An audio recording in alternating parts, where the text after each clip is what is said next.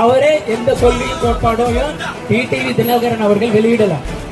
அமித்ஷா அவர்களை பார்ப்பதற்கு முன்னாடி எடப்பாடி பழனிசாமி அவர்களுடைய தலைமையை ஒரு லூசு பைய கூட ஏற்க மாட்டான் அப்படின்னு தான் சொல்லிட்டு பேசினாரு. போனாரு, எங்க டெல்லி போனாரு. டெல்லி போன பிறகு டெல்லிக்கு வந்த பிறகு என்ன ஆச்சுன்னு தெரியல. அண்ணன் எடப்பாடி அவர்களோடு நான் ஒன்றாக இணைந்து தேர்தலை சந்திப்பேன் அப்படின்னு டிடிவி தினகரன் சொல்றாரு. நான் ஒன்னே அதிமுக காரங்க சொல்றேன், என் குடும்பமே அதிமுக குடும்பம் தான்.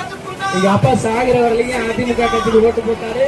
கடந்த தேர்தலில் 2021 நான் நிற்கிறேன்னு விவசாய சின்னத்துக்கு ஓட்டு போட்டாரு. அவர் சாகிற வரலையும் அதிமுகவை தவிர வேற எதுக்கும் ஓட்டு போட்டதில்லை. அதுபோல உணர்வுடைய அதிமுக காரர்களுக்கு சொல்றேன், நீங்க டிடிவி தினகரன் நிறுத்துகின்ற ஒரு வேட்பாளருக்கு அதிமுகவில் உள்ள ஒவ்வொரு ஓட்டும் பரம்பரை அதிமுகவை அழிப்பதற்கு விழுகிற ஓட்டு.